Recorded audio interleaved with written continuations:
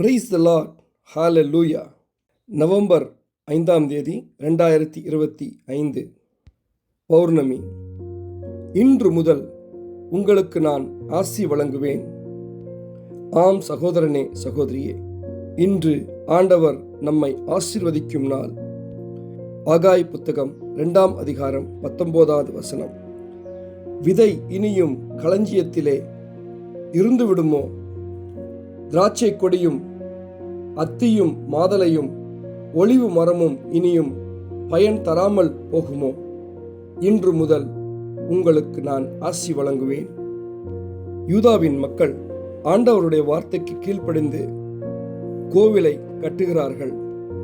அதுக்கு அடித்தளம் போட்ட அந்நாள் முதல் ஆண்டவர் அவர்களை ஆசீர்வதிக்கிறதை பார்க்கிறோம்.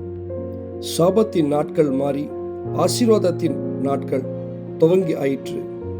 ஒரு புதிய துவக்கம், புதிய ஆசீர், ஒரு புதிய ஆரம்பம் யூதாவின் மக்களிடத்திலே பார்க்கிறோம். இக்கணம் வரைக்கும் சோதித்த பொல்லாத காரியங்களாகட்டும், கடன் தொல்லைகள், கஷ்டங்கள் ஆகட்டும், வியாதியின் கொடுமையாகட்டும், சுபகாரியங்களுக்கு தடையாகட்டும், கோர்ட்டு வழக்கு வியாஜியங்களாகட்டும், மந்திர மாந்திரிக கிரியைகளாகட்டும், உங்களுக்கு துரோகம் செய்து உங்கள் மேல் பிறர் அதிகாரம் செலுத்துகிற நாளாகட்டும், கண்ணீரின் நாள் ஆகட்டும், என்ன விதமான கஷ்டத்தின் நாளாகட்டும், இன்றோடு அவைகள் முடிகின்றன. ஆசீர் துவங்கிவிட்டன. கர்த்தர் இந்த நாளை உங்களுக்கு ஆசீர்வாதத்தின் நாளாக மாற்றுகிறார், ஆசீர்வதிக்கிறார். நம்புவோம் சகோதரனே, சகோதரியே.